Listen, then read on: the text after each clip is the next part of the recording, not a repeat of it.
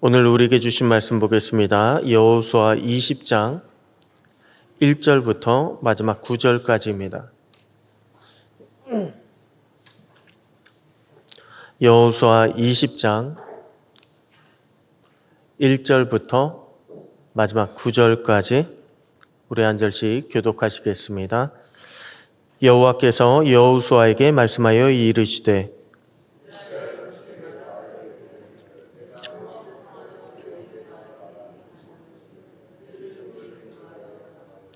부지 중에 실수로 사람을 죽인 자를 그리로 도망하게 하라. 이는 너희를 위해 피의 보복자를 피할 곳이니라.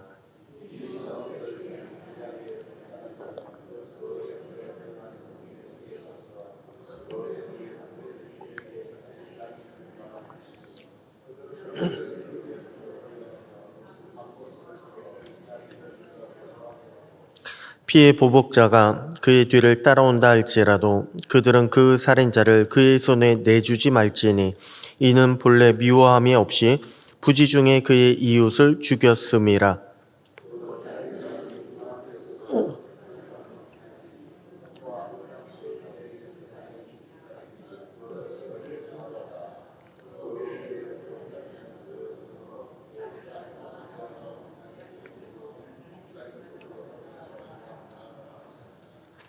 이에 그들이 납달리의 산지 갈릴리 게데스와 에브라임 산지의 세김과 유다 산지의 기럇 아르바 곧 헤브론과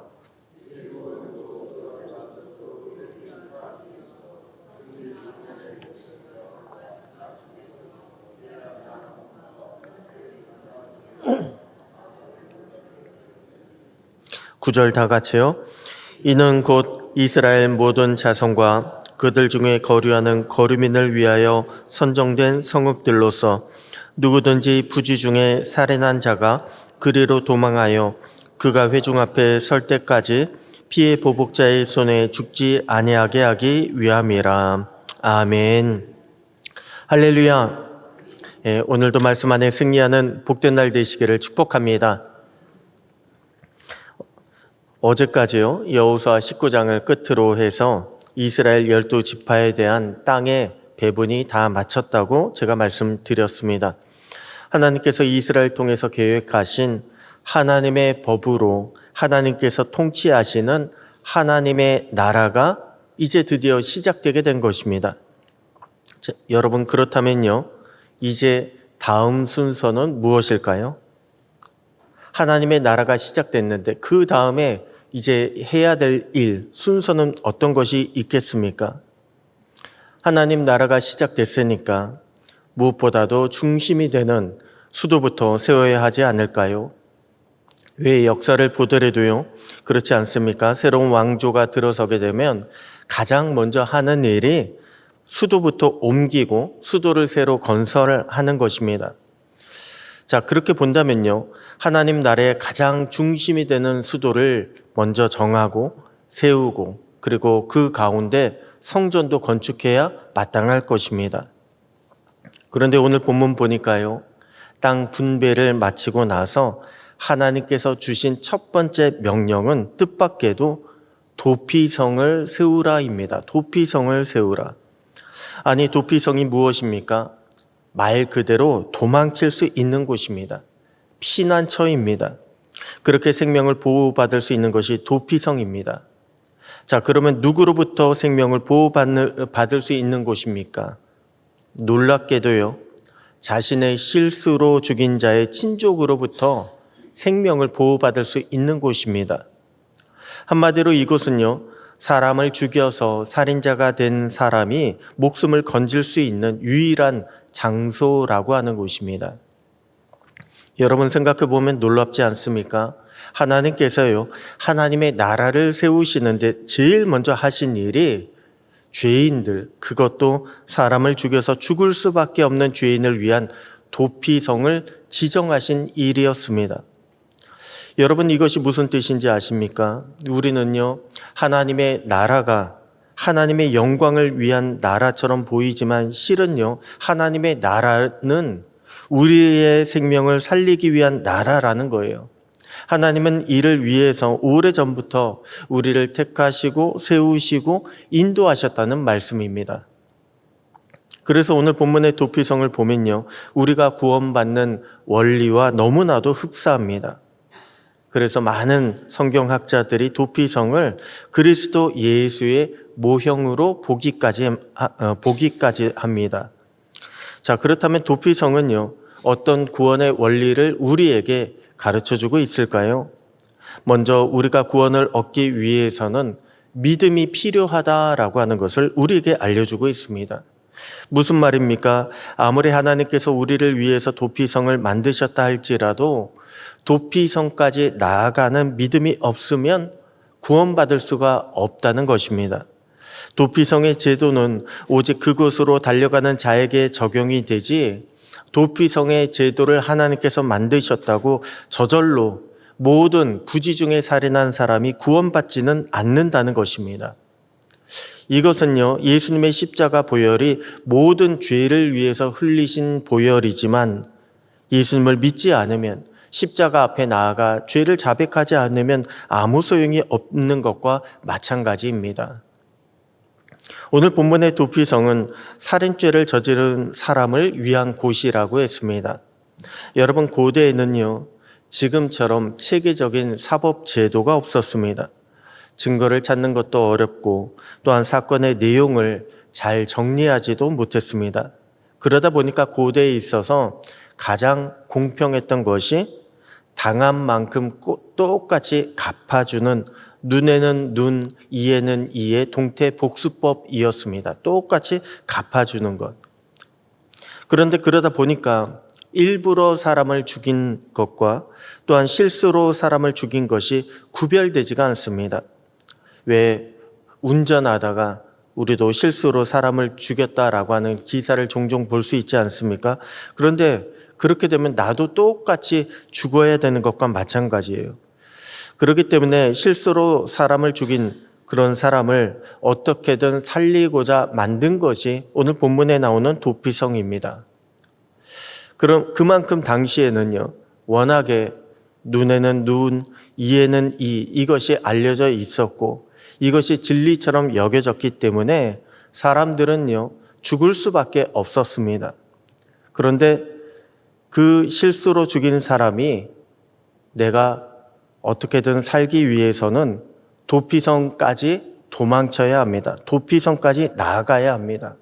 그렇지 않으면 그 친족들에 의해서 죽게 되어 있습니다. 왜냐하면 그 친족들에게는 자신들이 그 피해 복수를 하는 것이 의무였기 때문에 그렇습니다. 야곱이요, 예전에 시몬과 레위가 세겜성의 남자들을 모조리 죽였을 때 두려워했던 이유도 바로 여기 있습니다. 복수는 의무였기 때문에 반드시 내가 당할 것이다, 이것을 알고 있어서 야곱이 두려워했던 것입니다. 그런데 하나님께서 도피성을 만드셨습니다. 암만 실수로 사람을 죽였다 할지라도 그곳에만 가면 살 수 있다고 합니다. 자, 그러면 어떻게 해야 할까요? 무조건 가야 합니다. 따지지 말고 가야 합니다. 도피성까지 가야 살 수가 있습니다. 도피성까지 가야 구원을 얻을 수가 있습니다. 아니, 목사님, 당시 도피성도 보니까 고의적인 살인과 실수에 의한 살인을 구분했는데 그럼 우리는 어떻게 되는 것입니까? 왜 우리의 죄도 종류에 따라서 어떤 죄를 짓느냐에 따라서 구원받지 못할 수도 있다는 말씀입니까?